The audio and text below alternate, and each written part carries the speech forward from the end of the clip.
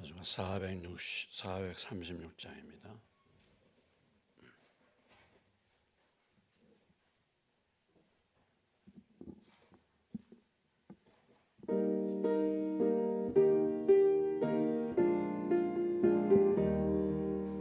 나 이제 주님의 새 생명 얻음모 옛것은 지나고 새 사람이로다. 그 생명 내 맘에 강같이 흐르고 그 사랑 내게서 애같이 빛난다. 영생을 누리며 주 안에 살리라. 오늘도 내일도 주 함께 살리라.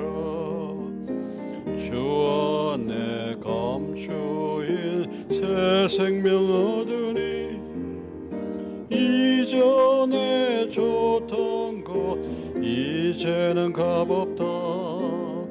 하늘의 은혜와 평화를 맛보니 찬송과 기도로 주 함께 살리라. 영생을 누리며 주 안에 살리라. 오늘도 내일도 주 함께 살리라. 산천도 조목도 새것이 되었고 죄인도 원수도 친구로 변한다.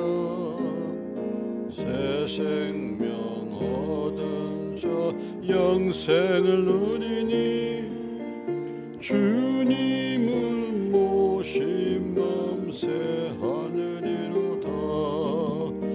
영생을 누리며 주 안에 살리라. 오늘도 내일도 주 함께 살리라. 주 따라가는 길 험하고 멀어도 찬송을 부르며 뒤따라가리라. 나 주를 모시고 영원히 살리라. 날마다 섬기며 주 함께 살리라. 영생을 누리며 주 안에 살리라. 오늘도 내일도 주 함께 주 안에 감추인 새 생명 주 안에 감추인 새 생명 얻으니 이전에 줬던 것 이제는 값없다. 하늘의 은혜와 평화를 맛보니 찬송과 기도로 주 함께 살리라. 영생을 누리며 주 안에 살리라. 오늘도 내일도 주 함께 살리라. 산천도 조목도 새것이 되었고 죄인도 원수도 친구로 변한다. 새 생명 얻은 자 영생을 누리니 주님을 모신 맘새 하늘이로다. 영생을 누리며 주 안에 살리라. 오늘도 내일도 주 함께 살리라. 주 따라가는 길 험하고 멀어도 찬송을 부르며 뒤따라가리라. 나 주를 모시고 영원히 살리라. 섬기며 주 함께 살리라. 영생을 누리며 주 안에 살리라. 오늘도 내일도 주 함께 살리라. 예, 오늘 예배를 위해 소리 잠깐 같이 기도하시고 우리 김명순 집사님 기도해 주시겠습니다. 잠깐 같이 기도하겠습니다. 할렐루야. 하나님 아버지 은혜와 사랑을 감사합니다. 오늘 하루 동안도 주님의 은혜 가운데 거하게 하시고 또 우리가 주를 힘입어 살며 기동할 수 있는 은혜 주시고 일용할 양식을 공급해 주시며 주 안에서 주의 말씀과 또 기도 가운데 또 이렇게 3일 예배로 모일 수 있는 은혜 주시니 감사합니다. 하나님 아버지 오늘도 저희가 모여 싸운 주여 두세 사람이 모인 그곳에 나도 그들 중에 계시겠다고 말씀하신 주여 모이기라고 삼아라고 말씀하신 주의 말씀을 따라 저희가 모여 싸운 사랑과 선행을 격려받게 도와주시고 이 시간도 우리 가운데 모일 때 역사하시는 성령님 두루두루 운행하심 우리의 마음을 열어주시고 우리의 심령을 열어주시소. 오늘 드려지는 아버님 묵상과 기도와 찬송과 말씀을 기름을 부어주 성령으로 기름을 부어 성령으로 새롭게 하여 주시고 아버지 하나님 주님을 만나고 주의 음성을 듣는 시간이 되기를 원하고 우리의 죄를 발견하고 돌이켜 다시 한번 새롭게 될 수 있는 예배의 시간 될 수 있도록 은혜를 베풀어 주시옵소서. 하나님 아버지 우리가 그냥 왔다 그냥 돌아가지 않게 이전에 참석하지 못한 심령들도 동일한 은혜 가운데 거하실 수 있도록 주여 붙들어 주시고 모이기를 삼할 수 있는 심령들 되게 도와주시옵소서. 예수님의 이름으로 기도하옵나이다. 아멘.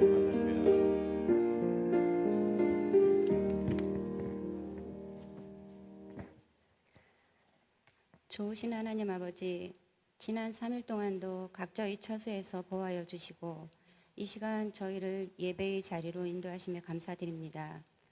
하나님과 상관없던 자들을 주님의 생명 안에서 자녀 삼아 주셨음에도 저희는 여전히 혼돈과 공허와 흑암 가운데서 저희 힘을 힘쓰며 애쓰며 살아왔던 저희들입니다.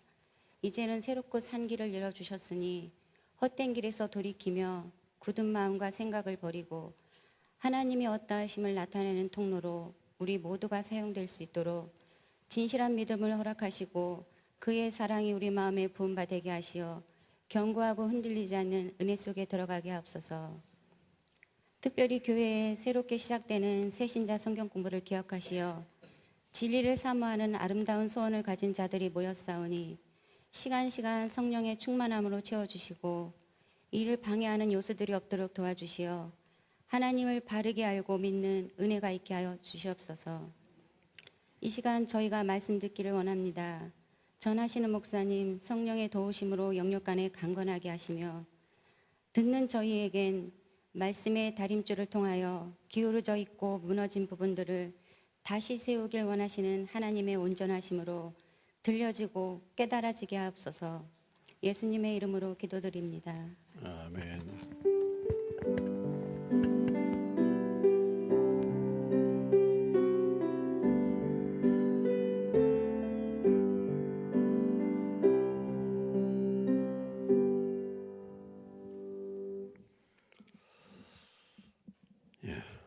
오늘 말씀은 고린도전서 4장 18절로 23절까지 말씀입니다.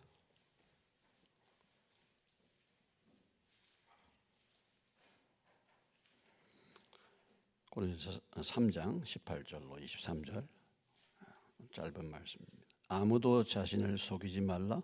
너희 중에 누구든지 이 세상에서 지혜 있는 줄로 생각하거든 어리석은 자가 되라. 그리하여야 지혜로운 자가 되리라.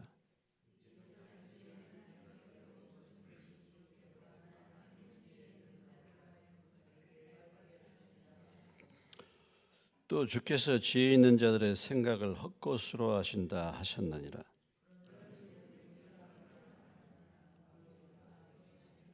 바울이나 아볼로나 게바나 세계나 생명이나 사망이나 지금 것이나 장래 것이나 다 너희의 것이요 너희는 그리스도의 것이요 그리스도는 하나님의 것이니라. 아멘.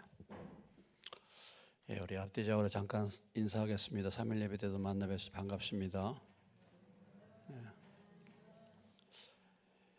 우리 저쪽에 뭐 뒤에 몰려 있는 분들 요 앞으로 싹 나오면 얼마나 좋을까 그런 생각을 해봅니다. 제가 뭐 바퀴벌레도 아닌데 그렇게 꼭 그 가운데 가서 계시지 마시고. 예.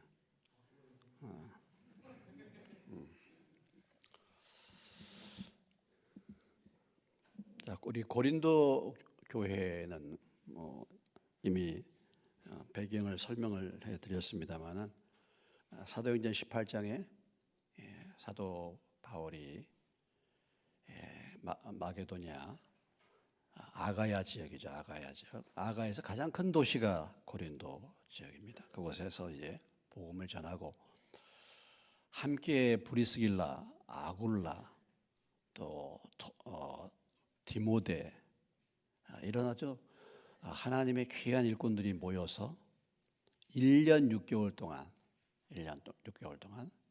하나님이 말씀에 힘을 주시고 말씀을 부어 주셔서 이곳에서 복음을 전했습니다. 바울의 선교 여행을 보면은 오래 머무르지 않았죠. 굉장히 짧게 머무른 곳이 데살로니가 교회입니다. 3주 머물렀고 가장 오래 머물렀던 지역이 에베소 교회였죠. 에베소 교회는 3년. 그 다음에 오래 머물던 데가 바로 이 고린도 교회 1년 6개월. 그래서 하나님의 놀라운 역사가 이 고린도 교회에 이루어지고 그래서 교회가 이제 형성되고 교회가 세워진 다음에 약 5년 뒤, 한 5년 뒤에 지금 사도 바울이 이 고린도 교회에 문제가 생겼다. 글로에라는 고린도 교회 성도의 그 전해진 소식에 의해서 고린도 교회가 분열이 생겼다. 고린도 교회가 아주 골치 아픈 여러 가지 많은 문제들이 있었다라는 보고를 받게 돼서 이 편지를 이제 쓰게 되는 것이죠. 우리가 알다시피 고린도 교회 편지는 고린도 교회를 향한 편지는 2권이 남아. 원래 한 4권 정도 썼다 그래요. 근데 2권 정도는 지금 보여지지가 않고 우리에게 지금 전달해 오고 있는 것은 고린도 전서와 후서 2편의 편지가 기록이 되어 있습니다. 특별히 이제 우리가 1장서부터 고린도전서 4장까지의 내용은 뭐냐면 이 분열의 문제입니다. 교회의 분열의 문제, 교회가 나누어지는 것. 교회가 왜 이렇게 분열이 됐는가?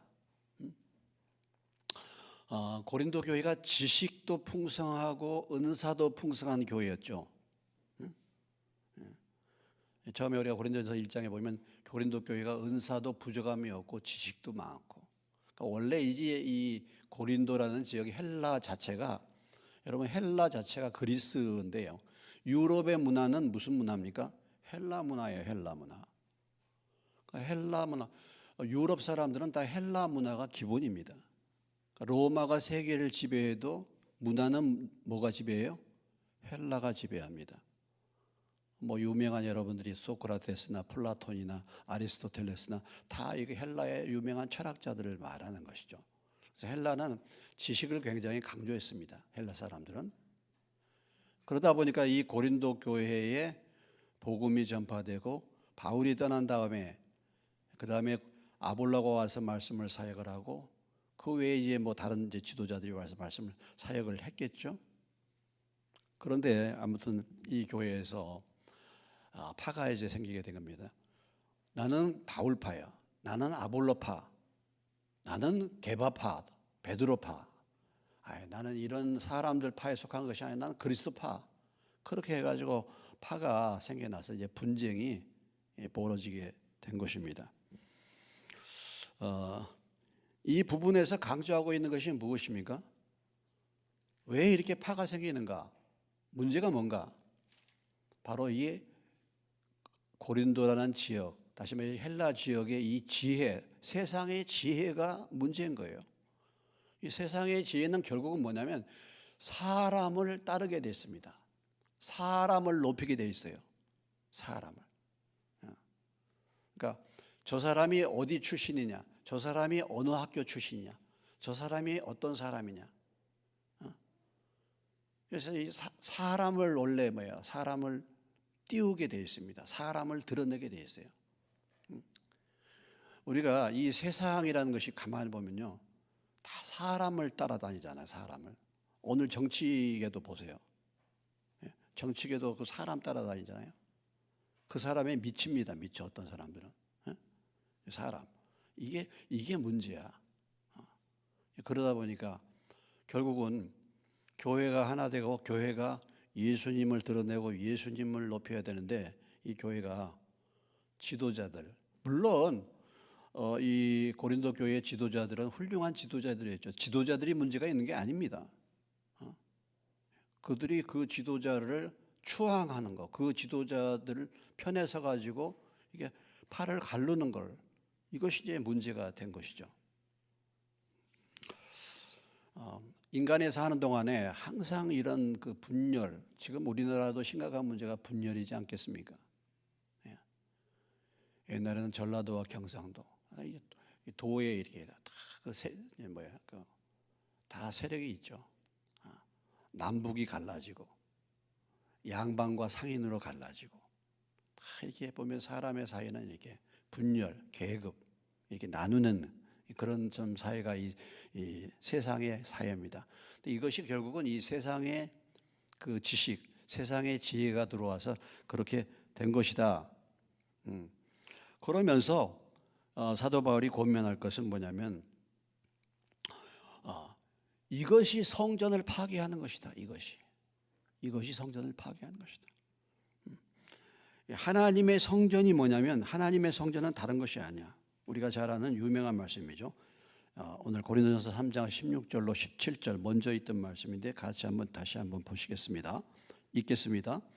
너희가 하나님의 성전인 것과 하나님의 성령이 너희 안에 계시는 것을 알지 못하느냐?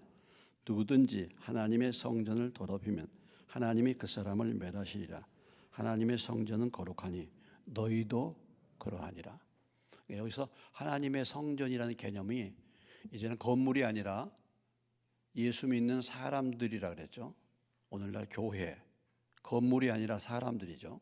이 성전인데, 여기서 성전을 파괴한다는 말의 의미는 뭐냐? 이 교회를 파로 갈라내는 것입니다. 파로 갈라내냐. 이것이 가장 심각한 성전 파괴가 되는 거예요. 다른 것보다도. 그래서 하나님이 제일 싫어하신 거 뭐냐면 갈라지는 거예요. 성전을 나누는 것입니다. 교회를 나누는 거예요. 여러분들이 교회가 마음에 안 들어, 그러면 기도하세요. 교회가 마음에 안 들어. 교회가 변화되도록. 교회 목회자가 마음에 안 들어, 기도하십시오. 마음에 안 들어. 정 마음에 안 들면 조용히 떠나셔요. 뭐 이런 말씀들 조용히 떠나시는 게 나아. 그 교회에서 괜히 분쟁을 일으키고 그렇게 하면 나중에 참 하나님이 굉장히 그런 부분에서 엄격하게 다루십니다. 엄격하게 다루죠. 그래서 이렇게 하나님의 뜻 가운데서 교회가 어떤 일을 해서 할 때는 마음을 합쳐야 되잖아요. 마음을 합쳐야 돼. 네. 교회가 이렇게 다 마음을 합해서 이렇게 하기를 원하는데 미동도 안 하는 사람들이 있어. 꼼짝도 안 해. 그래서 교회가 하나됨에 늘 꺼리낌이 돼. 그런 사람은 결코 복을 받을 수 없어요. 우리가 교회가 하나됨에 중요한 일이 뭐냐면 오늘 여러분 같이 이렇게 예배에 나오는 것입니다. 할렐루야. 여러분은 사실 이 자리에 이렇게 나왔잖아요. 이것이 어찌됐든 간에 교회가 하나 되는 출발이야, 이게. 마음을 합해서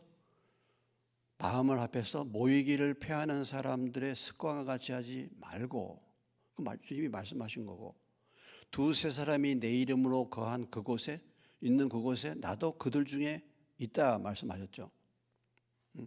오늘날 이 코로나 때문에 우리가 영상 예배를 드리는 거 있잖아요. 영상 예배, 이거 참 문제될 수 있어요.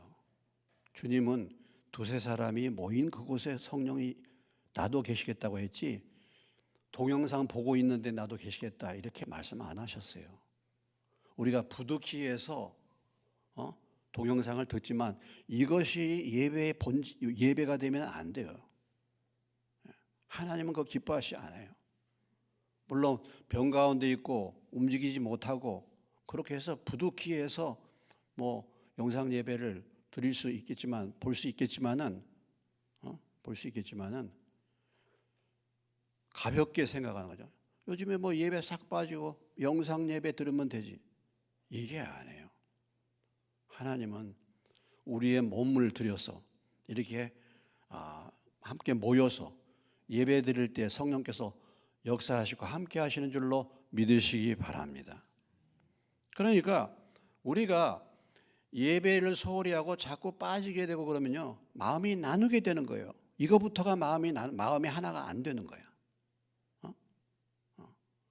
물론 힘들고 피곤해서 우리가 손님이 막 급하게 해가지고 어쩔 수 없이 그렇게 그럴 수 있다. 1년에 한두 번. 그러나 이것이 습관이 되면 안 되는 것입니다. 사도행전 1장에 가보시겠습니다.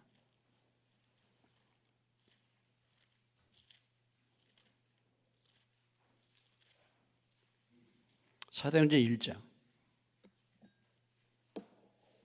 188페이지 22절 1장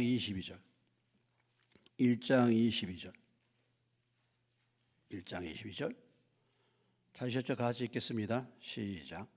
항상 우리와 함께 다니던 사람 중에 하나를 세워 우리와 더불어 예수께서 부활하심을 증언할 사람이 되게 하여야 하리라 하거늘. 지금 가룟 유다가 죽었죠? 가룟 유다가 죽었습니다.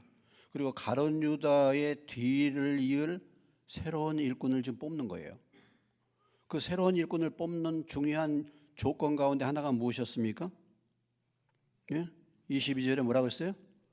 항상 우리와 함께 다니던 사람 중이었어요. 항상. 그러니까 하나님이요, 일꾼을 세울 때, 일꾼을 뽑을 때 항상 함께 하는 사람을 뽑는 거예요, 사실은요. 항상.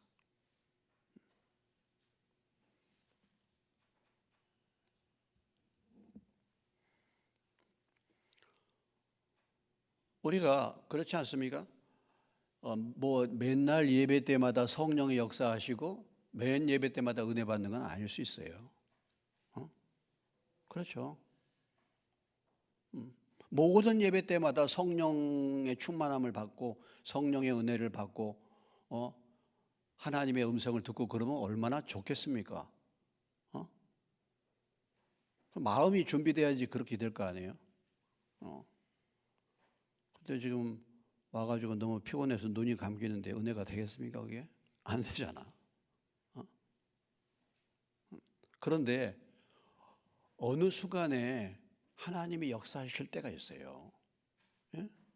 그렇잖아요. 베데스다 연못 목가에 많은 병자들이 몰리잖아요. 베데스다 연못의 목가에 그 물이 항상 동합니까? 항상 동해요? 아니잖아요. 어느 날 천사를 통해서 그 물을 동하게 하면 그 순간에 그 연못에 들어가면 어때요? 그 사람은 낫게 된 거잖아요. 이게 무엇을 의미합니까? 내 마음이 준비돼서 늘 치료받기 위해서 기도하면 어느 순간에 성령께서 동하게 하신다니까. 어느 순간에 그 한 번의 그 예배 때 내가 은혜 받고 변화될 수 있어요. 여러분은 지금까지 이렇게 교회 다니면서 언제 어느 때 어느 말씀이 은혜가 됐는지 몰라요. 모르잖아. 근데 저는 그때가 1977년도 5월 달에 그 집회에 나 잊을 수가 없어요. 그때 제가 이제 은혜를 받은 거지. 그때. 그러니까 항상 그게 뭐 우리가 은혜 받은 거 아닌데 어느 순간 역사하기 때문에 그렇기 때문에 우리가 모이기를 소홀히 해서는 안 되는 것입니다. 이게 굉장히 은혜 받는 것이고 하나됨을 지키는 거예요. 하나됨을. 유명한 하나님의 일꾼들이 다 그렇게 해서 변화를 받았잖아요. 다 그렇게 해서 변화를 받았습니다. 유명한 스펄전도 그렇게 해서 복음을 깨달았잖아요. 스펄전도 교회 가려고 하는데 본교회가 너무 눈이 많이 와가지고 본교회를 못 갔어. 그래서 가까운 교회를 나갔어. 그래도 눈이 와도 교회를 나가려고 했는데 그때는 교통도 불편하고 그래서 가까운 교회에 왔는데 그때 그 교회에 왔을 때 그 교회는 조그만 교회라서 담임 목사님도 안 계시고 집사님이 설교했단 말이야. 거기 스펄전에 저기 보면 아주 빼쩍 마른 집사님, 오늘 저 같은 사람, 이렇게 해가지고 갑자기 지적을 하는 거야. 자기한테. 젊은이 예수 믿었냐고 말이야. 이렇게 하면서. 그때 그 순간에 스펄전이 자기가 그때 그 말에 깨졌다는 거죠. 그러니까 하나님이 어느 순간에 어떻게 은혜를 주실지 모르잖아요. 자, 하나님의 일꾼들, 사람을 높이지 말고 사람을 따라가지 말라. 그래서 3장에 보면은 다시 이제 잠깐 돌아봅니다. 3장 5절로부터 9절까지. 하나님의 교회의 일꾼들이 뭐냐? 5절로부터 9절까지 같이 읽겠습니다. 시작. 그런즉 아볼로는 무엇이며 바울은 무엇이냐? 그들은 주께서 각각 주신 대로 너희로 하여금 믿게 한 사역자들이니라. 나는 심었고 아볼로는 물을 주었으되 오직 하나님께서 자라나게 하셨나니 그런즉 심는 이나 물 주는 이는 아무것도 아니로되 오직 자라게 하시는 이는 하나님뿐이니라. 심는 이와 물 주는 이는 한 가지이나 각각 자기의 일한 대로 자기의 상을 받으리라.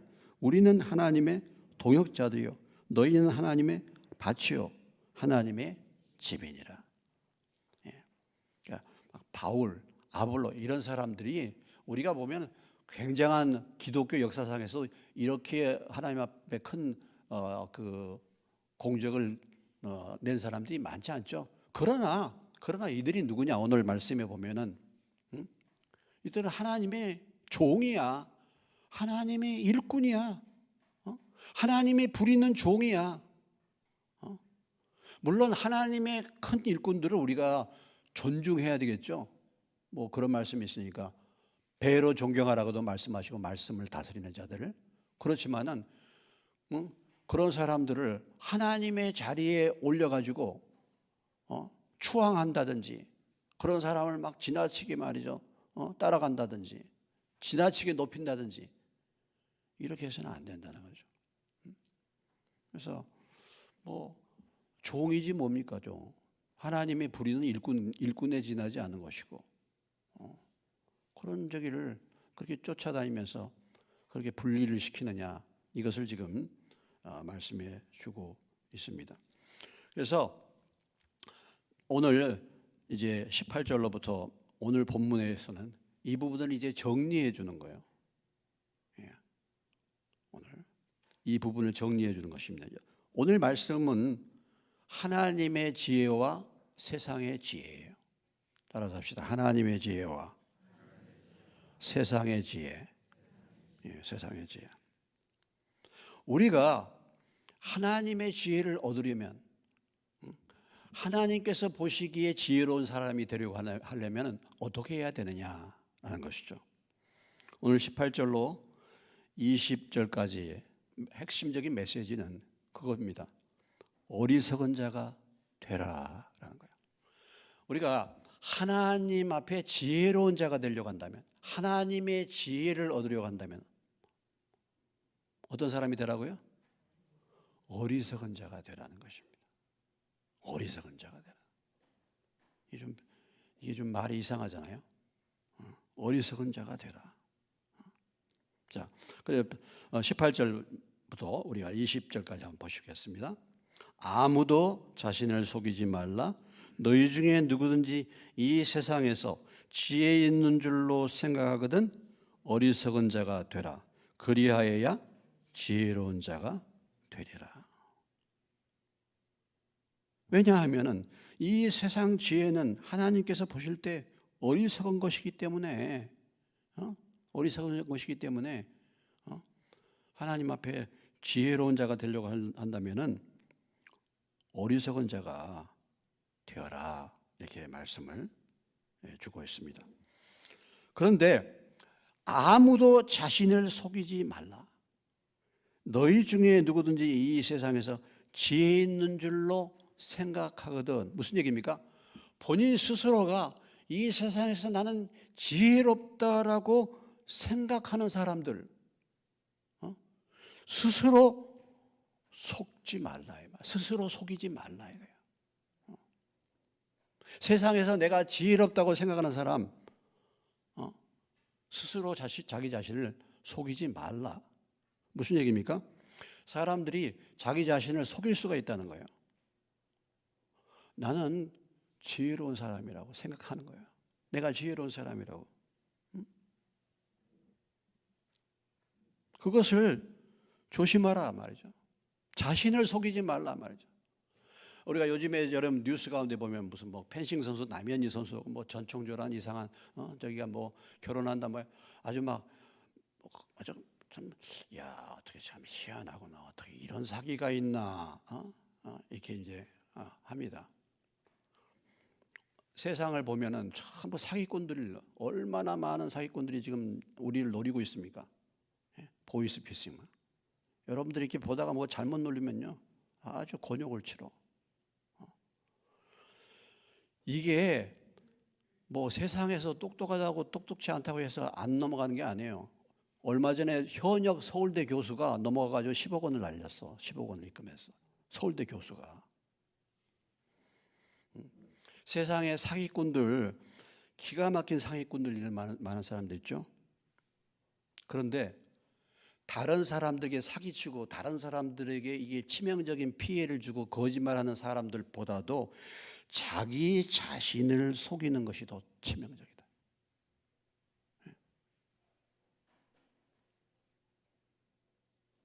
내 자신을 속이는 것이 더 치명적.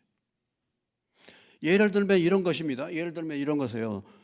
뭐 어떤 일들이 있을 수 있겠습니까? 우리가 좀 갈라디아서 6장에 가보시면은 그 뒤에 갈라디아서 6장 309페이지. 자, 갈라디아서 6장 3절입니다. 찾으셨습니까? 예. 6장 3절 찾으셨으면 같이 읽습니다. 시작. 만일 누가 아무것도 되지 못하고 된 줄로 생각하면 스스로 자기 자신을 스스로 속이는 거 이게. 여기서 자신을 속이지 말라 그랬죠. 자기가 사실 아무것도 되지 않았어. 근데 뭔가 된 줄로 생각하는 거야. 우리의 신앙생활이 하나님 보실 때는 별 볼 일 없어요. 근데 자신은 굉장히 믿음이 좋은 것 같아. 이렇게 생각하는 거야. 자신을 속이는 거예요. 정말 하나님이 보실 때는 별거 없어 진짜. 이건 정말 지금 생명이 있는지 없는지도 몰라. 그런데 자신은 나 정도면 얼마든지 천국에도 가고 상급도 받을 걸 이렇게 생각하고 있는 거예요. 된 줄로 생각하고 있는 거예요. 자, 야고보서로 가보겠습니다. 야고보서. 데디히야 디모데전서 다음에 야고보서. 히브리서 다음에 야고보서인데 야고보서 1장 372페이지 371페이지가 되겠습니다. 370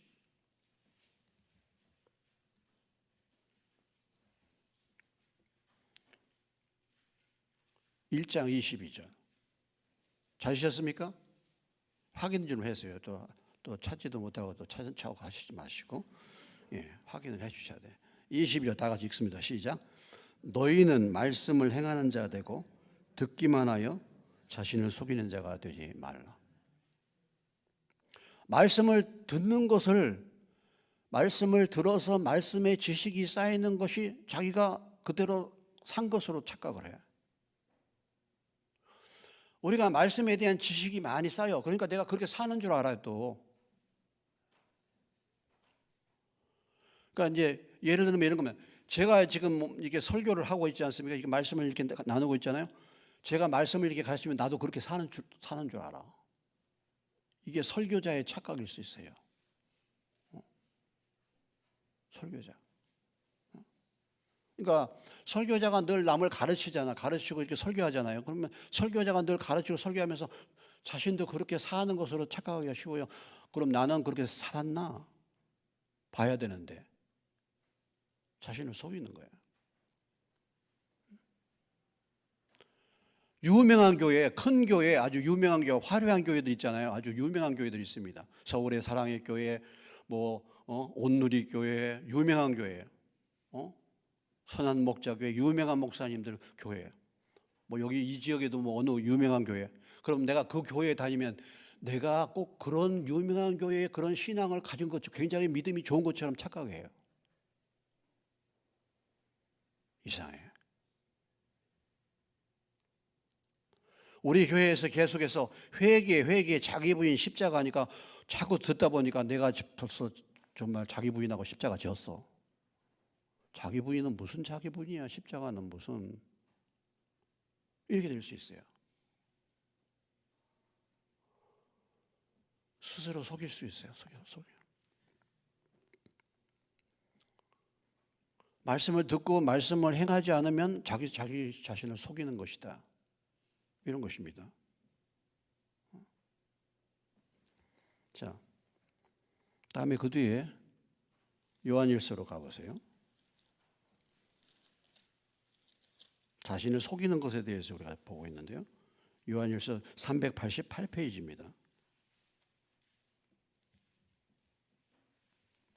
요한일서 1장 8절의 말씀 찾으셨습니까? 네, 같이 읽습니다. 시작. 만일 우리가 죄가 없다고 말하면 스스로 속이고 또 진리가 우리 속에 있지 아니할 것이요. 그러니까 이제 죄가 없다고 생각하는 사람들 있잖아요. 다 그렇게 사는 것이지. 나는 죄가 없어. 이런 사람은 본인 스스로를 속이는 사람이다. 속이는 사람. 시편 19편에 이렇게 시편 기자가 기도합니다. 주님, 나를 숨은 허물에서 내가 벗어나게 해달라고. 숨은 허물. 나도 속고 있는 숨어 있는 나의 모습, 그런 거 있을 수 있잖아요. 우리가 거기에서 숨은 허물에서 벗어나게 해달라고.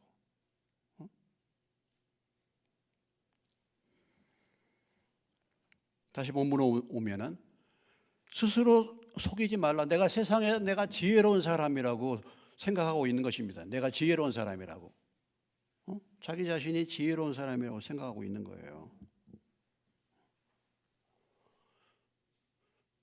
또 내가 세상에서 지혜로운 사람이고 내가 굉장히 많이 배우고 뭔가 지혜가 있다, 지식이 많기 때문에 내가 하나님의 세계에도 그렇게 지혜가 있는 줄 알아.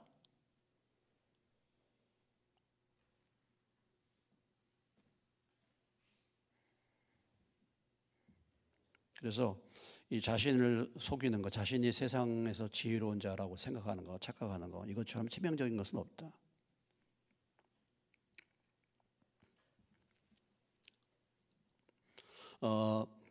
잠언에 보면은 그런 말씀들이 많이 있는데 잠언을 한번 보시겠습니다. 잠언 3장에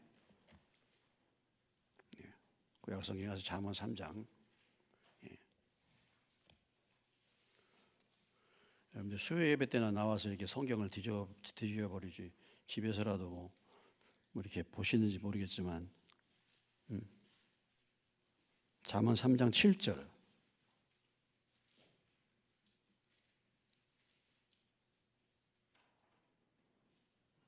같이 읽습니다. 시작. 스스로 지혜롭게 여기지 말지어다 여호와를 경외하며 악을 떠나. 예. 우리는 스스로 지혜롭다고 생각할 경우가 많죠. 스스로 지혜롭게 생각하지 말라. 잠언 26장에 가보시면요.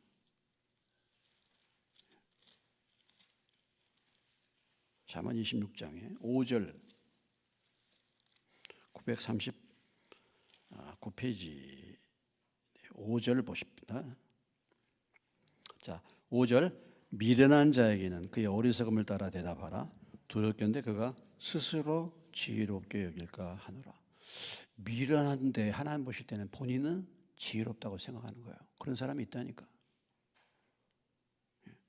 그리고 12절에 보면 더 재미있는 게 있습니다. 12절 읽습니다. 내가 스스로 지혜롭게 여기는 자를 보느냐? 그보다 미련한 자에게 오히려 희망이 있다. 본인 자신이 우리가 착각하기 쉬운 것은 내가 스스로 지혜롭다 이렇게 생각하기가 쉽다 이거죠. 그래서 우리가 이 세상에서 지혜로운 자가 되기 위해서는 하나님의 지혜를 얻기 위해서는 어떻게 하라고요? 뭐가 되라고요? 어리석은 자가 되라. 어리석은 자. 무슨 얘기입니까? 내가 정말 어리석은 자라는 것을 깨닫는 거예요.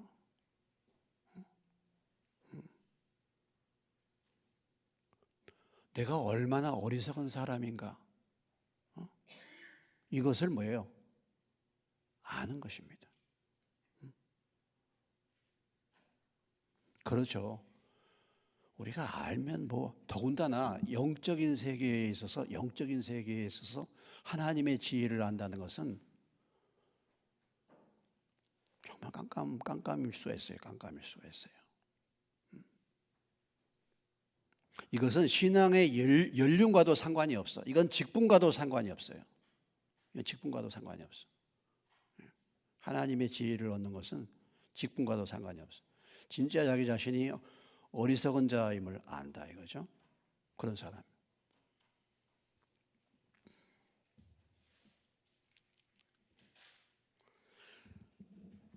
자기가 지혜롭다 하는 사람은 어떤 사람입니까? 자기 생각이 강해요. 그러면 자기 지식이 많고 자기가 지혜롭다고 하면 자기 생각이 강합니다.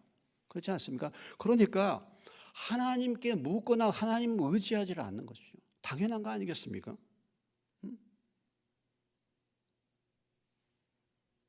아니 내가 정말 어리석다고 생각해 보세요. 그러면은 하나님께 물어야 되잖아. 내가 하나님 지혜 달라고. 이게 어떻게 돼야 되는 건가? 하나님의 뜻이 어디 있습니까? 이걸 물어봐야 되는 거잖아요. 내가 어리석기 때문에. 그렇지 않으면 지혜로운 자에게 그걸 의뢰해야 되는 거 아니겠어요? 그런데 자기가 해. 자기 생각으로 해. 왜? 자기가 지혜롭다고 생각하기 때문에 그런 거예요. 아직도 자기가 어리석다는 것을 아직도 모르는 거예요.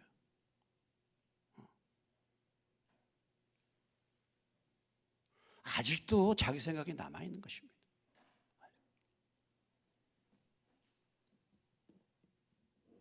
어리석은 사람은 어때요?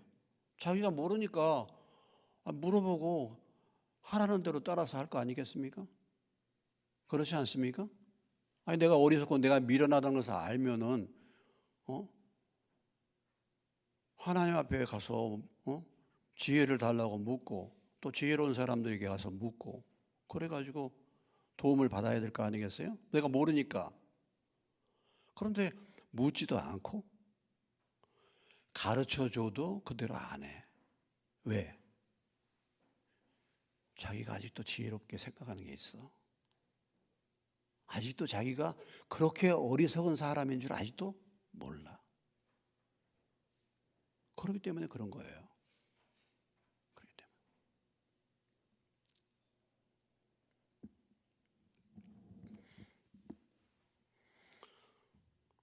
자, 이 세상 지혜는 하나님께 이제 19절에 이 세상 지혜는 하나님께서 볼 때는 어리석은 거죠.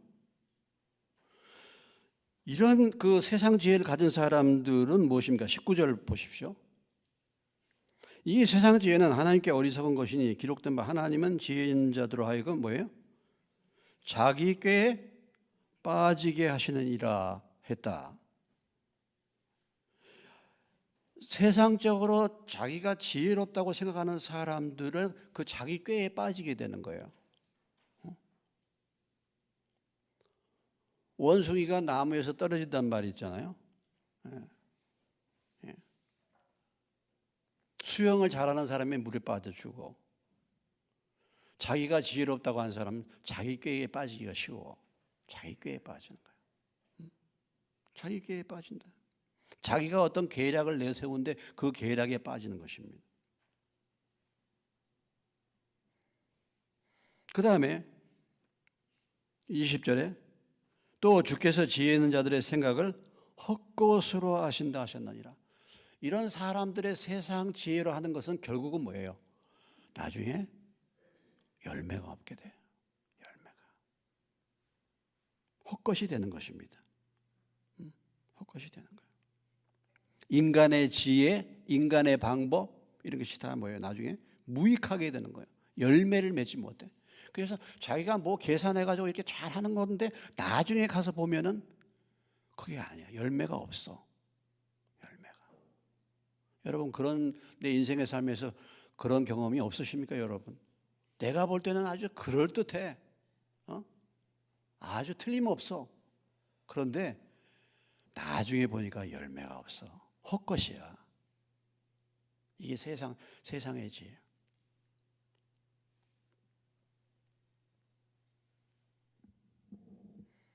그래서 어리석은 자가 되라. 하나님 지혜를 얻으려면 어떤 사람이 되라고요? 어리석은 사람. 나는 아무것도 모릅니다. 그래서 지혜를 얻는 방법이 무엇입니까? 지혜를 얻는 방법이 뭐예요? 지혜를 얻는 방법이. 지혜를 얻는 방법이 뭐 늘 자주 얘기했지만은 지혜를 얻는 방법. 여러분, 우리가 예수 믿었습니까, 여러분? 우리가 예수님을 믿었다. 주님을 만났다. 이것은 이미 뭐예요? 하나님이 저와 여러분에게 지혜로운 자로 부르신 줄로 믿으시기 바랍니다. 모든 지혜의 근본이 누구십니까? 예수 그리스도. 고린도전서 1장에도 보세요. 1장 30절에도 너희는 하나님께로부터 나와서 그리스도에서 나왔고 예수는 하나님으로부터 나와서 우리에게 뭐가 되셨어? 우리에게 지혜가 되셨어. 지혜가. 골로새서 2장에 보면은 모든 지혜와 지식의 풍성함이 다 예수 안에 있다 그랬어요. 그럼 주님이 지혜의 주님이야. 그 주님이 우리에게 주신 성령님이 어떤 분이십니까? 성령이 어떤 분이에요? 지혜의 영이야. 이사야서 11장 2절에 보면은 지혜의 영 또 뭐야? 모략의 영이라고 그랬어. 모사. 성령이 오게 되면은 눈이 열려서 이제 지혜로운 사람이 되는 거야. 정말 예수 믿고 성령을 여러분 받으셨나요? 그러면은 미련하게 살래야 살 수가 없어. 미련하게 살래야. 왜 이렇게 미련한가? 성령님이 안 계시는 것 같아. 그리고 자 디모데후서 3장 15절로 가시겠습니다.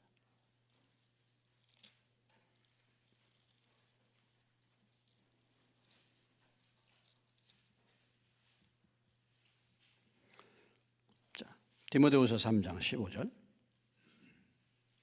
찾으셨습니까? 같이 읽습니다. 또 어려서부터 성경을 알았느니 성경은 능히 너희로 하여금 그리스도 예수 안에 있는 믿음으로 말미암아 구원에 이르는 지혜가 있게 하느니라. 하나님의 말씀이 바로 지혜를 주시는 말씀이죠. 그러니까 우리가 하나님의 말씀을 부지런히 읽고 그 말씀을 부지런히 묵상하고 그 말씀을 뭐예요? 늘 가까이 하면 어떤 사람이 되겠습니까? 지혜로운 사람이 돼. 성경을 다른 표현으로 지혜서라고도 얘기해요. 지혜서. 지혜를 갖다 주는 거예요. 지혜를. 자, 우리가 일반적으로 세상 지혜 생각해 보죠. 세상 지혜는 뭡니까? 세상 일반적인 지혜는 뭐예요? 손해보지 말아라, 이런 거예요. 그죠? 손해보지 말아라. 그리고 뭐야? 당한 대로 뭐하라? 갚아줘라. 이게 세상 지혜야. 일반적인 지혜예요. 손해보지 마라. 갚은 대로 다 보복해줘. 되돌려줘. 이게 일반적인 세상 지혜잖아요. 근데 하나님의 지혜는 손해보라. 희생하라. 이게 맞지가 않잖아, 이게. 용서해줘라. 이게 맞지가 않잖아요. 맞지가 않아. 내 지혜가 강한 사람은 내 방법대로 해야 되는 거야. 내가 손해볼 수 없어. 절대로 손해볼 수 없어. 그러니까 이렇게 하시라 그러면 안 해. 왜? 손해보는 건가? 손해봐. 그렇게 안 하는 거예요. 그런데 사실은요, 그것이 하나님의 방법이에요. 아니, 우리가 이 세상에서 필요한 물질 하나님이 우리가 이 세상 살면서 풍성하게 물질의 복을 받고 풍성하게 사는 비결이 무엇입니까? 여러분, 우리가 하나님이 이 세상에서 가난하고 찌질하게 살도록 하셨습니까? 주는 자가 받는 자마다 복되다고 했으니까 남 주려면은 우리가 풍성해져야지 주는 거 아니겠습니까? 하나님이 주는 자가 받는 자보다 복되다고 했으니까 하나님이 주는 사람으로 우리를 세우기를 원하시잖아요. 그럼 비결이 뭡니까? 몇 가지가 쭉 있잖아요. 보물을 어디에 쌓아도? 하늘에 쌓아두라 그랬잖아. 하늘에. 그러면 뭐야? 하나님 앞에 드릴 때 하나님께서 어떻게 주신다 그랬어? 30배? 60배? 100배. 너희는 먼저 그의 나라와 의를 구하라. 그러면 뭐예요? 너희 모든 쓸 것을 다 공급해 주시겠다. 그랬잖아요. 나의 하나님의 영광 가운데 그 그리스도 안에서 그 풍성한 대로 너희 모든 쓸 것을 채우신다. 그런데 문제는 뭡니까? 내가 지혜로워가지고 세상 지혜로 가득 차가지고 그렇게 안 하는 거야. 손해보는 거니까 당장에.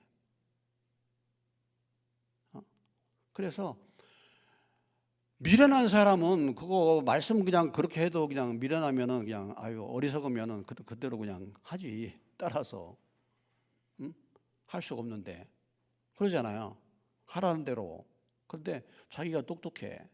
아직도 지혜가 남았어. 그렇게 안 하는 거예요.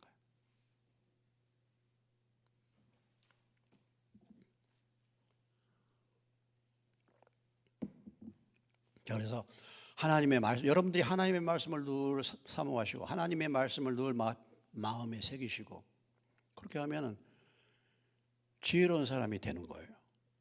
당연하지 않겠습니까? 인생길 가는 내비게이션이 이 하나님의 말씀이잖아. 여러분, 분명한 내비게이션과 지도를 가지고 가는 사람 길을 훤히 잘 찾아가잖아요. 훤히 찾아. 그러니까 늘 하나님의 말씀을 가까이 하면 지혜를 얻게 되는 거죠. 자, 뒤에 야고보서 이미 이 부분에서 제가 그 전에도 좀 요약을 했는데 다시 우리가 다시 봅니다. 야고보서 1장 15절.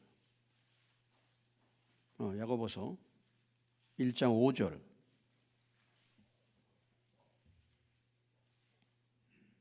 5절. 같이 읽겠습니다. 시작. 너희 중에 누구든지 지혜가 부족하거든 모든 사람에게 후히 주시고 꾸짖지 아니하시는 하나님께 구하라 그리하면 주시리라. 지혜가 부족하면 어떻게 하라고요? 하나님께 구하라 그랬죠. 하나님께. 잠언에 보면 지혜가 얼마나 귀한가. 금보다 은보다 진주보다 더한 것이 지혜야.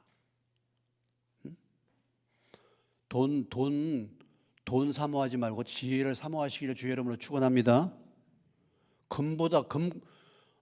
금문 뭐 이런 거 진주 이런 거 그런 데 마음 쓰지 말고 하나님의 지혜를 구해 보세요. 아니, 한번 해봐. 금보다 은보다 진주보다 귀한 지혜를 사모하라. 그런 말씀이 얼마나 많이 나옵니까? 지혜가 부족해. 부족하니까 어떻게 하라고? 지혜를 얻는 방법이 뭐예요? 또 하나? 하나님께 무엇하라고요? 구하라고. 근데 여기 앞에 표현하기를 모든 사람에게 후히 주시고 꾸짖지 아니하시는 하나님께 구하라 그랬어요. 왜 앞에 하나님 앞에 이런 수식어가 붙어? 주고 싶어 하나님이 지금. 하나님이 주고 싶은 거야. 후히 주고 싶어. 아무리 지혜를 내한테 와서 구해도 내가 그렇게 구해도 내가 꾸짖지 않아 이건. 저는 여러분들이 정말 겸손한 마음으로 저한테 어떤 문제를 가지고 막 그 문제 이렇게 문제 된다고 와서 하면은 제가 그 문제 놓고 간절히 기도하고 또 거기에 대해서 하나님 주시는 지혜를 여러분이 어떻게든지 알려주고 싶을 거예요. 그렇지 않겠습니까?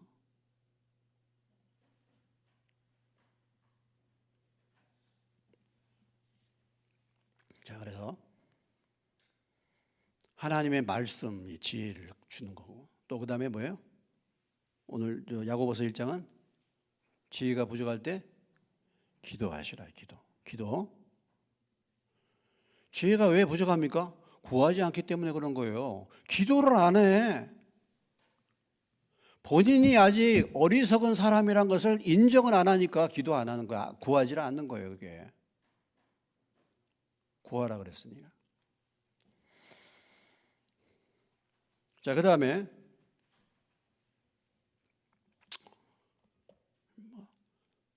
다시 다 이게 나눈 말씀인데 다시 또 지혜가 나왔으니까 점검하는 것입니다. 잠언 13장.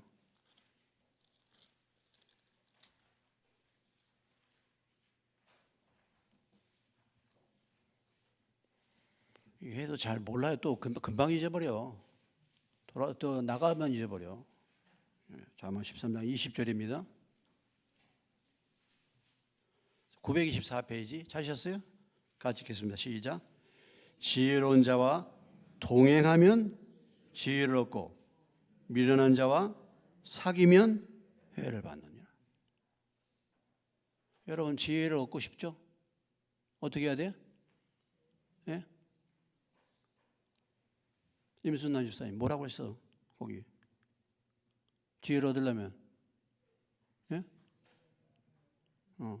주변에 지혜로운 사람 있어? 어때요? 미련한 자 맨날 사귀는 거 아니야? 그럼 해를 받지. 여러분이 어떤 얘기를 들을 때 누구 얘기를 참고하고 많이 다닙니까? 여러분들이 가까이 이렇게 지내고 이렇게 사귀는 사람들이 어떤 사람들입니까, 여러분? 어떤 사람들을 가까이 하고 있습니까? 네? 지혜로운 사람하고 사귀면은 지혜를 얻게 된다 그러잖아요. 지혜로운 자와 동행하면.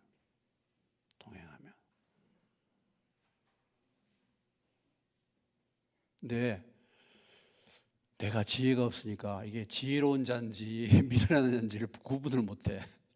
문제는 구분을 못하는 거야 이게. 그래도 저 사람이 지혜로운 사람이다 이게 구분이 되면 이 사람은 지혜로운 사람이야 이게.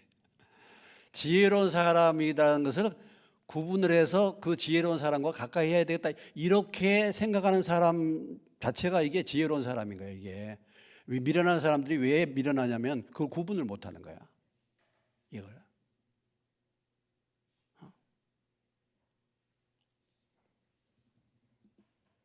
여러분들이 뭐 어떤 사람들이 지혜로운 사람이 믿음으로 살려고 하는 분들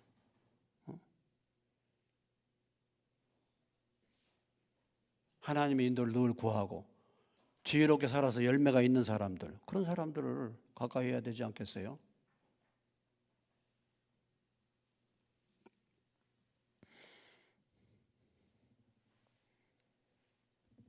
지혜로운 사람에게 그걸 문의하면 되잖아. 문의하면 복잡할 거 없이 지혜로운 사람에게 묻느냐면 지혜를 얻게 되는 거잖아. 또 내가 모르니까. 그렇죠. 근데 참 이런 경우가 있어요. 뭐냐면 뭐 자녀들의 진로 문제 이런 거 가지고 와. 그래서 뭐 이 문제 어떻게 해야 되겠냐고. 그래서 이제 이렇게 하면 좋겠다고 해가지고 좋은 열매를 맺었어요. 근데 그 다음에 어떤 문제는 자기가 싹 해버려. 그 상당히 중요한 문제인데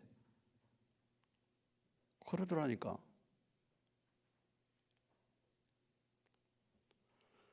아주 참 더 연단을 좀 받아야 돼요. 광야 생활을 좀 상당히 많이 하셨는데 언제 다 끝날려나 광야가 아직도 연단을 더 받아야 될 것 같아요. 결정적인 자기가 해버려.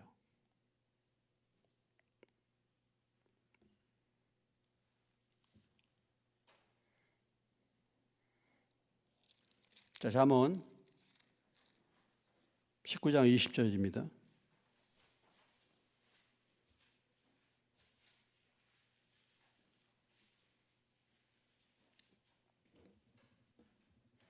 (19장 20절) 같이 읽겠습니다.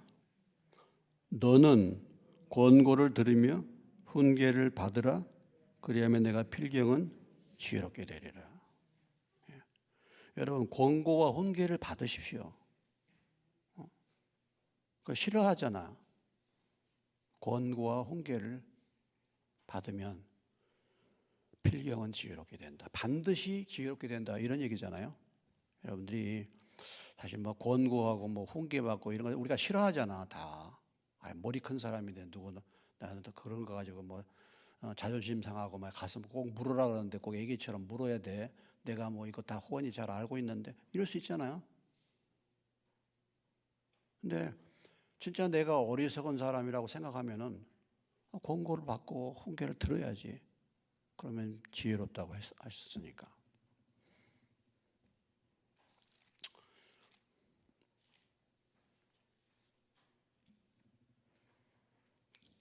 29장 20절로 오겠습니다.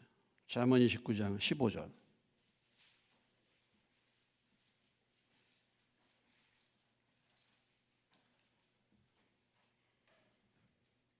29장 15절. 자, 같이 읽습니다. 채찍과 꾸지람이 지혜를 주거늘 임의로 행하게 버려둔 자식은 어미를 욕되게 하느니라. 무엇이 지혜를 줍니까? 네? 채찍과 꾸지람이. 무슨 얘기예요? 얻어맞는 거. 이것도 지혜를 주는 겁니다. 우리가 인생을 살아오면서 많이 얻어맞았잖아요, 여러분. 안 얻어맞았습니까? 아주 엄청나게 얻어맞았는데. 근데 문제는 뭐냐면 그렇게 얻어맞고서 교훈을 받으면 그래도 다 다행이에요. 다행이야. 제가 그랬잖아요. 제가 얘기했는데 제 말 안 듣고 하더니 몇 천만 원이 날라갔잖아. 그래서 그 뒤에 왔어. 어떻게 하면 받을 수 있냐고. 제가 그렇게 얘기했죠. 집사님, 그거 내 말 안 들어가지고 그 몇 천만 원 날라간 거야. 교훈을 잘 받아. 제가 그렇게 얘기했거든요. 아니 제 말을 들으면 손해를 안 볼 건데 그 말을 안 듣고서 몇 천이 날라갔어. 그리고 이제 와서 어떻게 받느냐 이거야 그걸. 제가 그렇게 얘기한 거잖아요. 집사님 교훈을 받으시라고. 제 얘기 안 들어서 몇 천 날라갔다고. 이걸 잘 기억하라고. 그렇게 하지 말라고 했는데 그렇게 하잖아요. 그러면 몇 천 날라갔어. 그러면 뭐 거기까지는 어떻게 할 수 없어. 이미 일이 저질러졌어요. 그러면 뭡니까? 그 채찍, 그 문제, 고난이지, 고통을 통해서, 그 손실을 통해서 뭘 받아요? 채찍과 꾸지람이 뭘 줘요? 지혜를 줘요. 그렇습니다. 뭐 저도 그렇고 여러분도 그렇고 우리가 인생 살아갈 때 이렇게 실수 안 한 사람 어디 있습니까? 엉뚱한 일 안 한 사람 어디 있습니까? 그래가지고 손해도 보잖아요. 손해 봐요, 우리. 저도 뭐 손해 볼 때가 있습니다. 그런 엉뚱한 잘못해가지고 얻어맞잖아. 그러면 어떻게 해? 이미 뭐 엎질러진 물이야. 그럼 그것을 뭐예요? 교훈으로 삼아야지. 그러고 다시는 이제는 뭐야? 이렇게 하지 않아야 되겠다. 해야 되잖아요. 어쩌면은 제가 여러분에게 그런 제안을 해줬으면 이제는 정말 철저하게 지혜로운 자와 동행하라 그랬으니까 이제는 물어보고 해야 되겠구나. 이걸 철저하게 교훈을 받는 거예요. 이 지혜를 얻는 거예요. 그런데 그렇게 어려운 일을 겪으면서도 그렇게 손해를 봤으면서도 이 지혜를 얻지를 못해. 야, 이거 교육비 비싸네. 몇 천을 날리고서도 그걸 그걸 못 배웠으니까 비싼 교육비를 지금 냈는데도 월사금을 등록금을 엄청 냈는데도 그걸 배우지 못한 거잖아요. 너무 아까우지. 몇 억을 날릴 수도 있어요. 내 인생을 돌아봐. 그렇게 하고서도 배운 게 없어. 아직도 지혜를 못 얻었어. 뭔 지혜를 얻습니까? 이제는 그렇게 해서는 안 되겠구나 이거잖아요. 그게 사실 보면 오늘 전화 여러분이나 다 마찬가지예요. 우리 이 세상이 마찬가지야. 얼마나 많은 역사의 되풀이가 됐으며 반복이 됐습니까? 그렇게 우리의 과거의 역사, 인류의 역사가 다 그런 잘못된 역사의 그 흔적인데 우리가 그것을 공부하고 배우면서도 그 짓을 뭐야? 또 되풀이하는 거예요. 그러니까 진짜 정말 어리석고 미련한 것은 인생이다. 따라서 합시다. 진짜요. 진짜를 강조해요. 진짜 어리석고 미련한 것은 나다. 그러면 나다. 나야. 사실은요. 그래서 재미있는 말씀 한 말씀만 보고서 마칩니다. 잠언 27장 22절.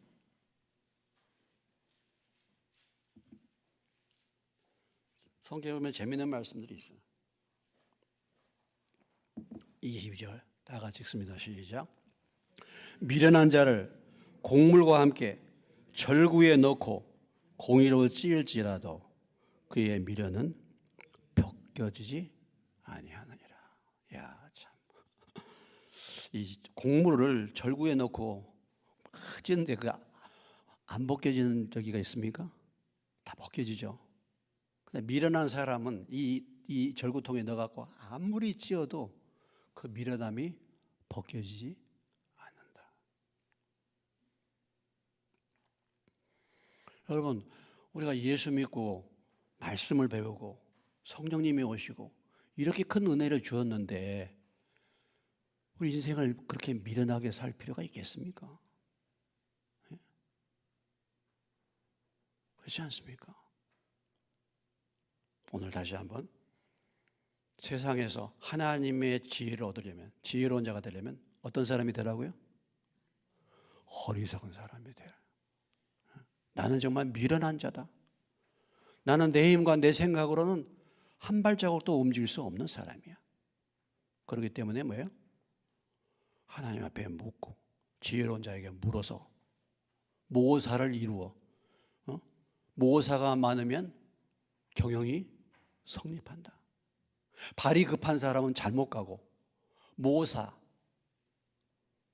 무슨 얘기입니까? 의논할 사람들 주변에 그런 사람들이 많은 사람은 그 일이 성사가 된다. 잠언 15장 22절의 말씀 아닙니까? 여러분들이 우리는 미련할래야 미련할 수가 없어요. 그런데 전 왜 이렇게 좀 답답한지 몰라. 주님을 만났나 난 걱정이 돼요. 의심이 돼. 의심이 돼. 정말. 그래서 세상에서는 우리가 어리석지만 세상에서는 미련하지만 하나님 나라에서 지혜로운 자가 되시길 주의 이름으로 축원합니다. 그러니까 하나님은 세상에 미련한 자, 어리석은 자를 불러서 뭐예요? 우리로 하여금 세상의 지혜로운 자를 부끄럽게 만든다 그랬어요. 그렇게 만든다. 그래서 이미 하나님의 지혜가 우리에게 부어지고 그렇게 지혜를 주시기 원하는데 아직도 내가 지혜로운 것처럼 생각해가지고 내 지혜를 놓지 않기 때문에 내 생각을 다 내려놓고 어리석은 자가 되어서 하나님의 지혜를 구하는 저와 여러분 되시기를 주의 이름으로 축원합니다. 네.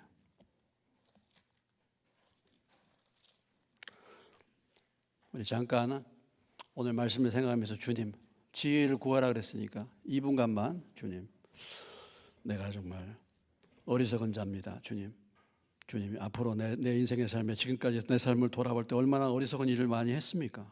주님 오늘 말씀처럼 이제는 내 어리석음을 인정하고 하나님의 지혜를 구해서 지혜로운 삶을 사는 자가 되게 해달라고 2분간만 잠깐 같이 기도하겠습니다.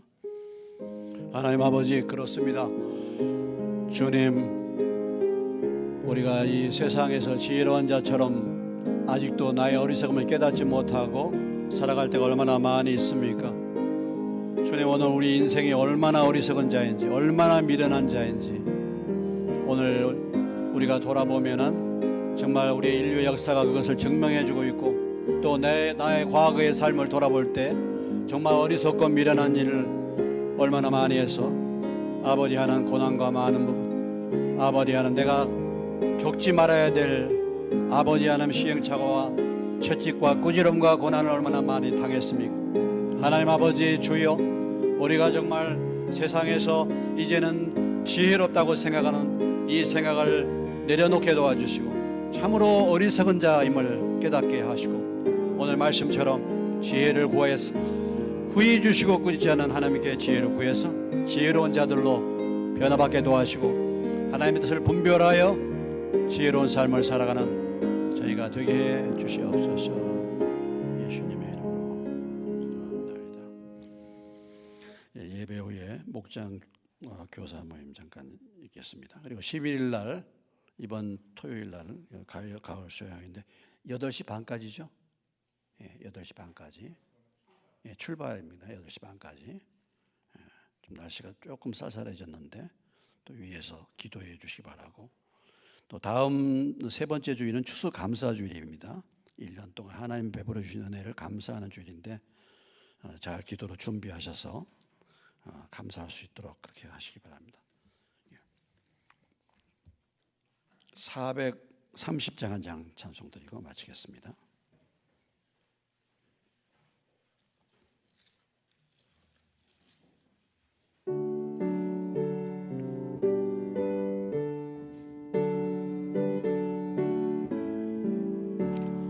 주와 같이 길 가는 것 즐거운 일 아닌가 우리 주님 걸어가신 발자취를 밟겠네 한 걸음 한 걸음 주 예수와 함께 날마다 날마다 우리 걸어가리 어린아이 같은 우리 미련하고 약하나 주의 손에 이끌려 생명길로 가겠네 한 걸음 한 걸음 주 예수와 함께 날마다 날마다 우리 걸어가리 꽃이 피는 들판이나 험한 골짜기라도 주가 인도하는 대로 주와 같이 가겠네 한 걸음 한 걸음 주 예수와 함께 날마다 날마다 우리 걸어가리